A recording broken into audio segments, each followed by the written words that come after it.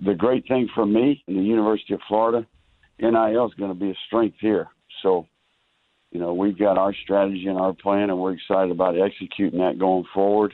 And we just happen to be at a place that has tremendous history, tradition. NIL is no problem. It's a slam dunk at Florida, and our players are going to benefit from that. And we're going to execute that and try to help our team and help the Gators win. College programs must be competitive in name, image, and likeness. It impacts current athletes and affects the decision of recruits. And Gator fans can put Florida at the forefront of name, image, and likeness. The Gator Collective is leading the charge, uniting fans and student athletes like never before. Commit for exclusive content, interactions, and events which bring you closer than ever to your favorite players. In this talent acquisition business, name, image, and likeness will play a huge role in Florida returning to the elite status of college football. It can start here. Join the Gator Collective. Link is in the description. Want more Gators Breakdown? Join Gators Breakdown Plus. Starting at $3 a month, get access to unique episodes, plus a blog, chat room, giveaways, shoutouts, and more. Gators Breakdown Plus is furthering the interaction with fans and listeners like you. Head to gatorsbreakdown.supportingcast.fm to join Gators Breakdown Plus today.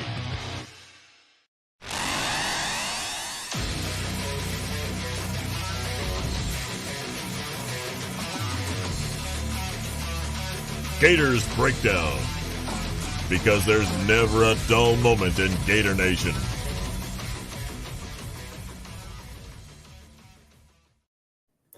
The Gators Breakdown podcast is ready to go right here on this 4th of July. Everybody, thanks if you're in here, I know it's 4th of July. You probably got family going along, celebrating the holiday, but hey, thanks for hopping in. I'm going to drop right in here on Gators Breakdown and give you the latest on the newest commitment right here on Independence Day.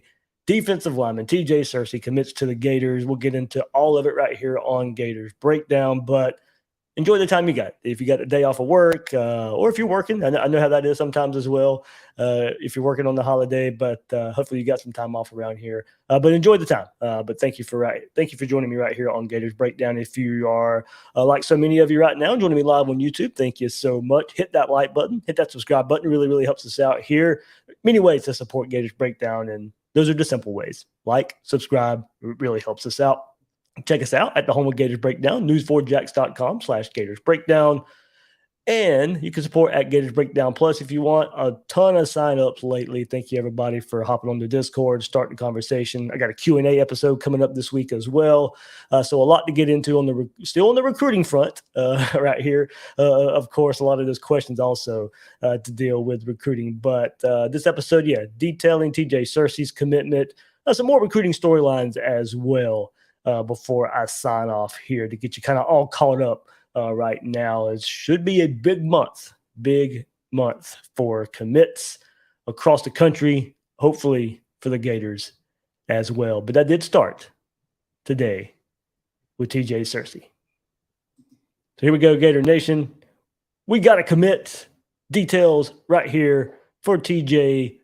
Searcy, basically a top 150 player on the 24/7 Sports Composite, on the On3 consensus. Both of them have him the 153rd ranked player in the country. That makes him the highest player, the highest commit in Florida's 2023 class right now.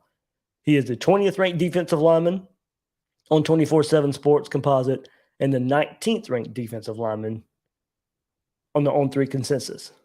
4-star, 153rd on both, so basically a top 150 player you get right here, easily making T.J. Searcy the highest commit in the class. So a lot of good coming from this one as the Gators pick up another trench player. I'll get into that too. That's kind of been a reoccurring theme, something I've been wanting to follow the last couple of weeks, and Florida is on the defensive side in the trenches, raising the talent level, getting some good players, and that continues right here on the 4th of July with T.J. Searcy picking the Gators.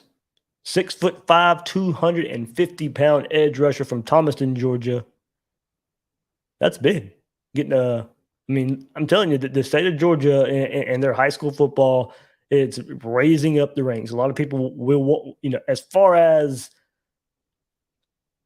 Florida has overall more, but Georgia, as far as the quality of player you're getting from there, is pretty high at the same time. You will put Georgia up there with Florida and California and Texas. Maybe not overall numbers, even that's kind of close at the moment, but getting a trench player out of the state of Georgia, I like that. He could play edge, the outside linebacker role, but the Gators like him as a defensive end edge rusher.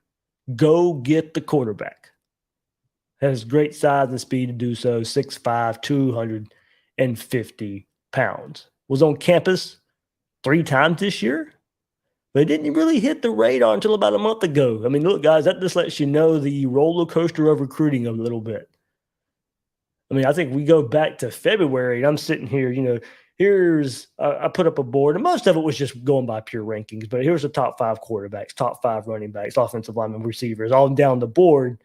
Searcy wasn't on that list, I don't think. But it lets you know just how crazy. I mean, he wasn't even on most recruiting services websites, and then not trying to, put anything on them. He wasn't on my radar 2 months ago.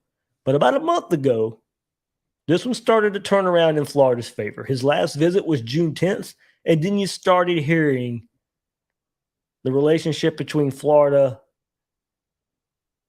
and T.J. Searcy was starting to take off a little bit. So that list just lets you know how fast it can change. I know all the storylines that we've been hitting on the last couple of weeks. But that's one overall recruiting storyline just in general. You never know where some of these players are going to come from and when they're going to start gaining traction. Most thought this was a Florida State-South Carolina battle before that June 10th visit, a little over a month ago, or just under a month ago. But Mike Peterson, former Gator, gets hired by Billy Napier. He was big here. Started that relationship with Searcy back at South Carolina, brought that relationship to Gainesville. Then Searcy really developed a bond with Napier and some of the other staff members as well. And this one really sped up over the last week or so. The original plan was to commit on 4th of July like he did. And then I got some inside info, and then there was some talk about it being delayed until Wednesday when he got back home from the holiday, from vacation. But ultimately, he provides some fireworks and commits to the Gators on Independence Day. Early, too. I mean, he didn't waste a lot of time on July 4th. T.J. Searcy commits to the Gators. So let's get into a little bit of what kind of player from some of the scouting services out there. Charles Power of On3 offers analysis after watching Searcy in a camp setting. Says he immediately caught our eye in going through drills with the defensive line group. Stood out from a frame and stature standpoint at 6'5", around 240 pounds. Very flexible, fluid for his size. He was easily able to sit on his feet in flexibility drills. The coordination continued to show up in other drills. In one-on-one, showed some of the best bend and movement of the group. He dipped his shoulder in getting around the edge for what constituted a win in one-on-ones. Searcy is currently ranked as a defensive lineman, but could easily end up at an edge at the next level. Physically gifted defensive lineman with an athletic profile and frame that points to a high upside. One of the more physically impressive defensive line prospects in the 2023 cycle. Plays as an outside linebacker for his high school, often playing in space. Does see limited pass rush opportunities, has advanced on-field movement skills at his size, also plays H-back and blocking tight end on offense. Developmental projection as a line of scrimmage player, given his lack of experience in the trenches, would need to increase his production as a senior. More of a top physical talent than a dominant player at this juncture. Could end up as an edge prospect, pending how his body develops. So there you go. That was Charles Power on 3. Let's go to the other service, 24/7 Sports National Recruiting Analysis from Cooper Pictagna. I hope I'm saying that right, Cooper.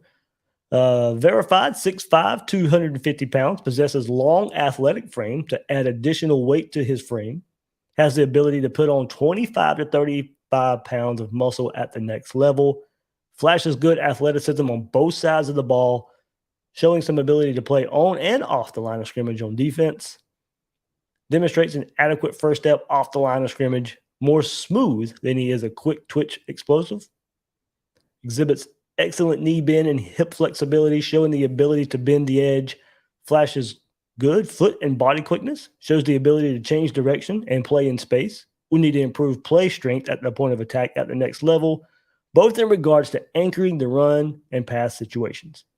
We'll have to develop some shock and force into his game to take the next step as a pass rusher. Long, athletic, developmental prospect that possesses all the physical tools to be a multi-year starter at the Power 5 program, but is more of a traits prospect than a football player at this stage of his career. If put in the right environment with exposure to good coaching, he'll have a chance to outperform his current projection. We need 2 or 3 years to develop at the next level before seeing significant snaps. So both services there, 24/7 and on 3, not an immediate type of player. And look, that's very rare in college football, especially on the defensive line in the trenches. You're not stepping in too many times and going to be this immediate contributor, no matter if you're a 5-star, top 150 type of player. And there are those guys out there, Jervon Dexter, and mostly because he had to in 2020 be forced in there. But he was able to hold his own as a true freshman. Not many, especially a defensive tackle. Now, this is a little bit different with Searcy being on the edge, but you can see here, both services right here saying developmental, a lot of upside to Searcy. And I like the part where a lot of upside where he could even surpass where they have him ranked. I mean, he's top 150 type of player right here. And they're both admitting, hey, we could even be wrong on this. He could pass what we project him to be. For Florida, they won't have to rush him in anyway. He will be able to develop here. So he joins Gavin Hill along the defensive line in this class. Gavin Hill, the 259th ranked player in the country, Searcy 153. You could add Isaiah Nixon into that if you want to for Florida's part of it, but he'll probably play more the stand-up outside linebacker jack. But, he's the 195th ranked player in the country. So 3 guys here for Florida in the defensive front 7 so far that are 3 of the 5 best players in the class so far. Cornerback Sharif Denson and Aaron Gates are the others. Top heavy defense so far for the Gators in this class. The highest offensive player, offensive lineman Najee Harris. He's the 6th highest player of the 9 commits so far for the Gators. And these defensive commitments, beside Aaron Gates, as I said, the top 5 in this class, all commits within the last 2 weeks. All on defense. Florida is... Look, we've known the struggles on defense. Don't get me wrong. We want to see offensive recruiting come around as well, and that could be coming up just a bit. But for now, we've known the issues Florida has had on defense the last couple of years. Now, don't think it's, I'm not mainly taking a shot at the players. I think there's a lot more talent there than what we've seen. I think it's been well documented here on Gators Breakdown, the failures of Todd Grantham and the defensive staff from putting those players into better positions. So I think we'll see it because defensive recruiting has not been bad under Florida. Now, where is it where it should be? No. But overall, not bad for Florida. They're not playing up to their potential. And I think we will put that on the last coaching staff. But here, this class, Florida needs all the help they can get on defense. So, let's make sure we turn that defense around. Starts with getting some top flight players.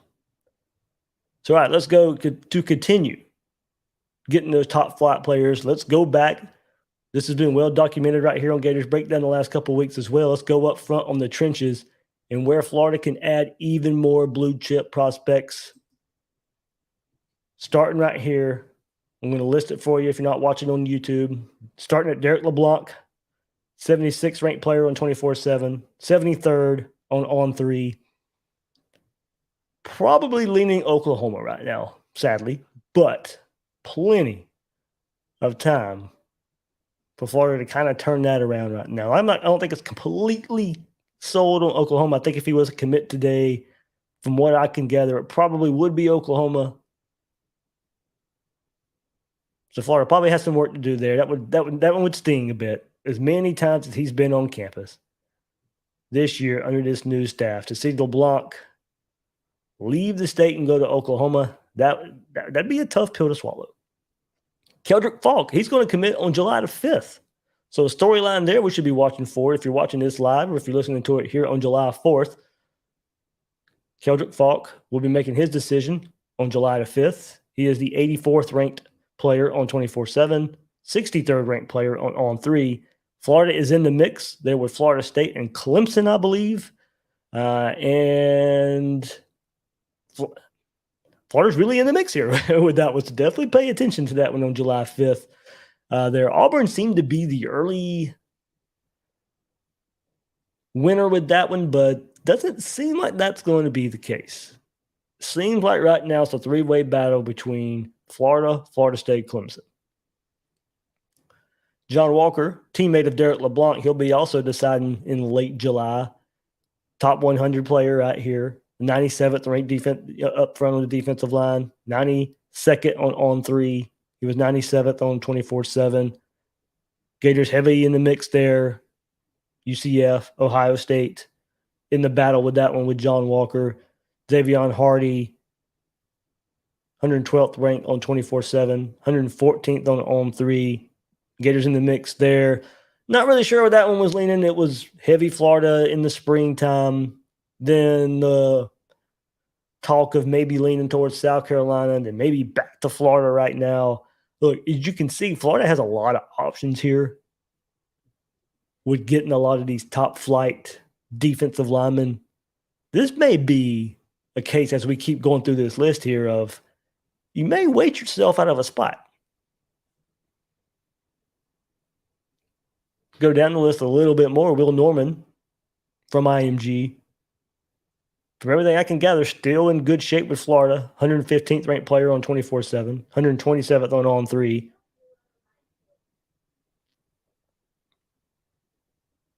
Looking forward to get the IMG Academy. Keep that ball rolling a little bit. Jordan Hall out of Jacksonville, defensive lineman, just released his top 10 today. Florida is included. He's the 156th ranked player along the defensive line on 24/7 Sports. 132nd on 3. But he's probably going to take it the distance. So does Florida wait? Or, don't get me wrong, I mean, you got all these players I'm listing here. As I said, if Jordan Hall wants to wait, might wait himself out of a spot. And Cameron James, let's end with him. The fast riser up there probably will be even higher when it's all said and done. He's just the lowest ranked right now, but a 254th ranked player on 24/7 Sports and 368th, more that edge type of player as well.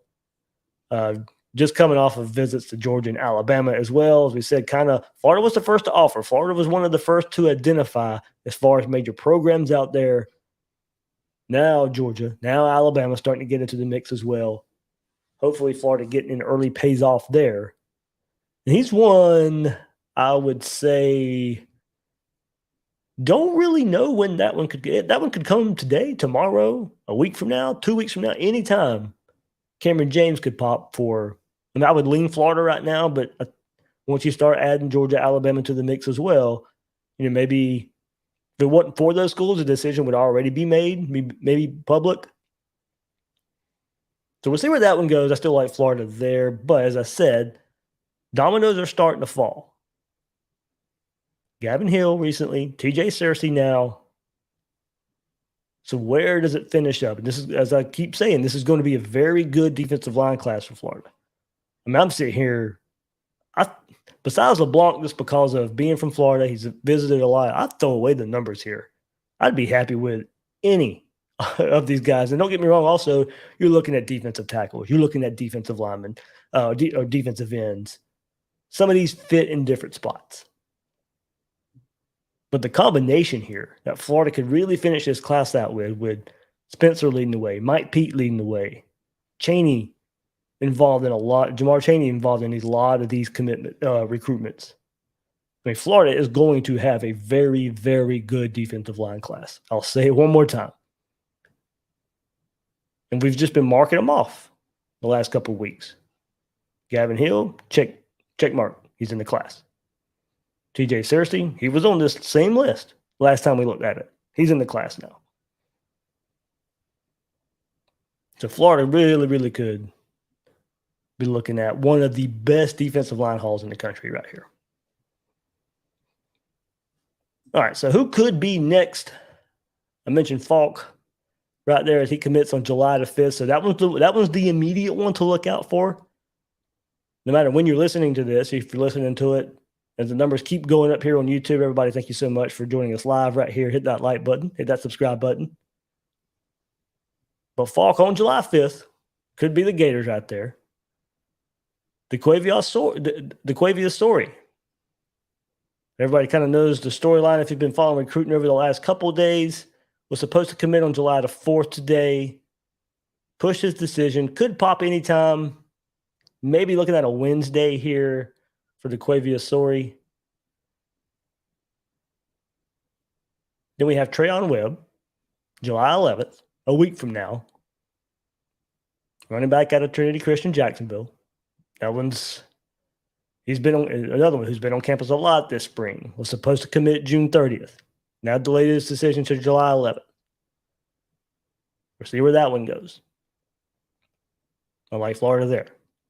Eugene Wilson. I've been saying his name for the last couple of weeks now. Not really sure when that one's going to come along. A Florida, Texas A&M battle for the wide receiver out of Tampa right there.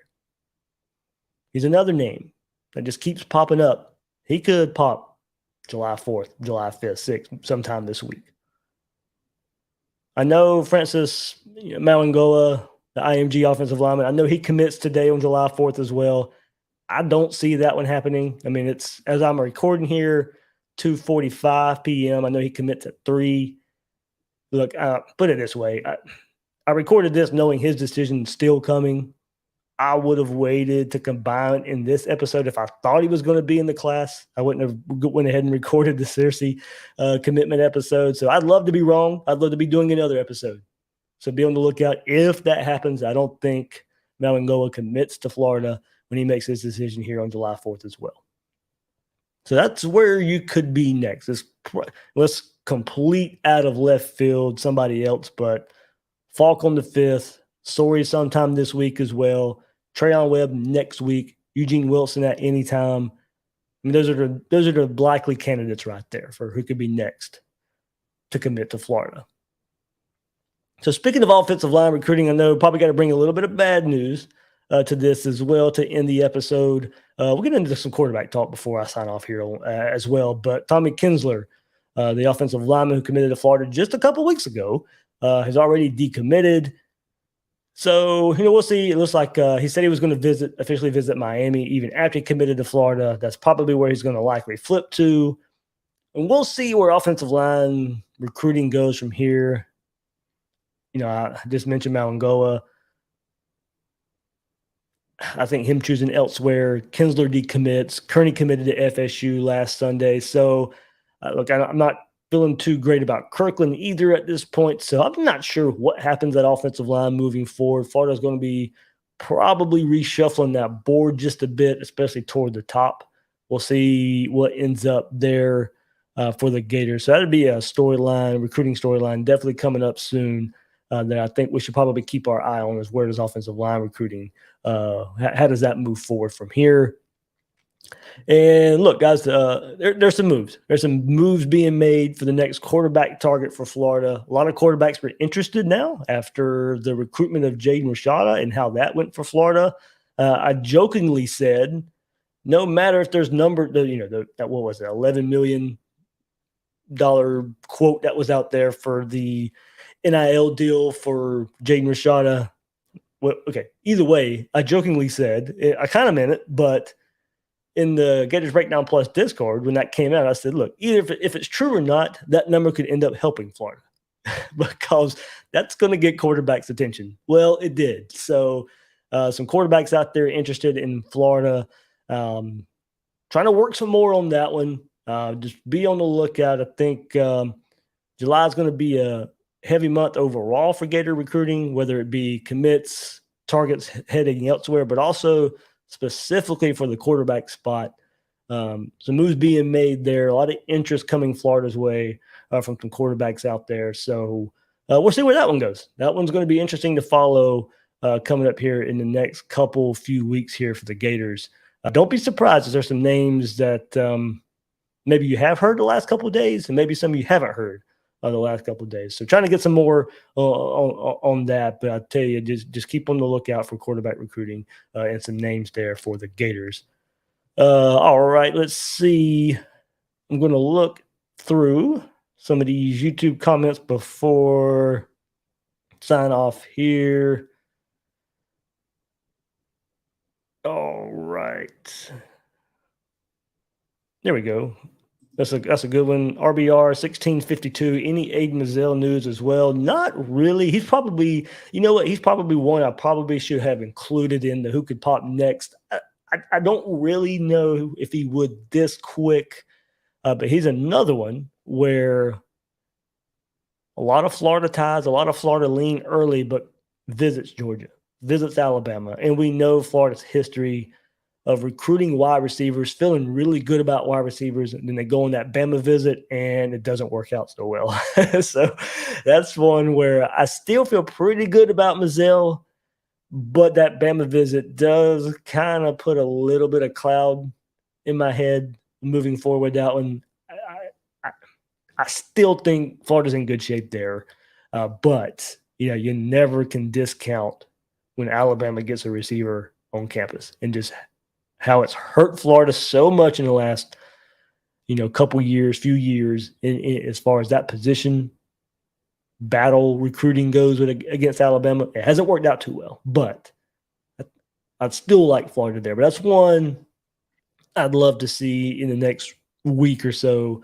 Go ahead and get that one out of the way as well. You add him and Eugene Wilson to this wide receiver core. Florida's got a pretty good wide receiver core there for a lot of the quarterback talk that we've had here. Florida still doesn't have, besides Anthony Richardson, that's the high-profile quarterback on the roster. Recruiting-wise, there hasn't been that lightning rod quarterback. But if you can still pull Mazzell, still pull Eugene Wilson, and what you already have there as well with Whittemore and Patterson, that's a pretty good haul, considering that you don't hear a lot of talk about quarterback. So Kerry Colbert right there might deserve a lot of kudos. They deserve a lot of kudos either way. I'm just saying, I think it probably is a little harder with the quarterback storyline that is out there. All right, I'll go through some more. Gerson Janiga says Eugene Wilson on the 28th of July, I heard. I've heard whispers of a date, but as I said, I've also heard it could be any moment. So that's one we really just probably should, like I said, keep our eyes out on. Let's see. To keep from being too boring here, I'll try to finish this up.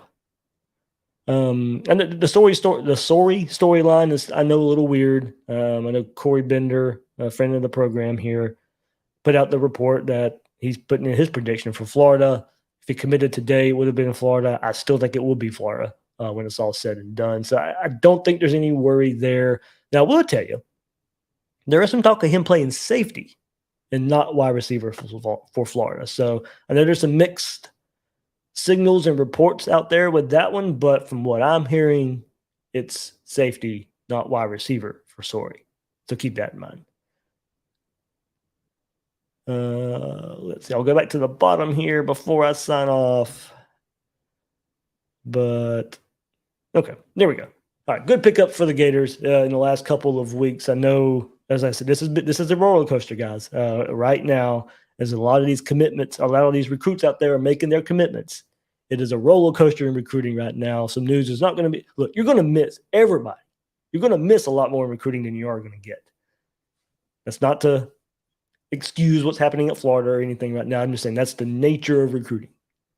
Hopefully, Florida's got a lot more peaks coming up than the valleys in the roller coaster. But the next week, which should be pretty eventful, we know the end of the month is going to be eventful. Hopefully, we hear a lot more. I'm committed to Florida. Hopefully, we see a lot more Florida hats on recruits out there. Looking forward to it, covering it for you guys the next few weeks. It's all right. That'll do it for this episode of Gators Breakdown. Coming up on Gators Breakdown later this week, tomorrow, on Tuesday, Will Miles and I will go over pure football. Pure football. If you're tired of recruiting, if you don't want to hear about recruiting anymore, look, this was a good one. This was good news right here in recruiting. But if you want more pure football talk, we're going to get back into that just a bit with the preseason magazines. We're going to hear what opposing coaches think about Florida. Some interesting comments there. Where Florida ranks in some of the all-American list, the all-SEC list, maybe some of the takeaways from some of the summaries that are out there in these preseason magazines about the Gator. So we do that every year. So we'll hit the Athlon, we'll hit the Lindy's, and give you our thoughts right there from those preseason magazines. So that'll do it for this episode of Gators Breakdown. I am your host, David Waters. You can find me on Twitter at GatorDave_SEC. Guys and girls out there, thanks for listening to this episode of Gators Breakdown.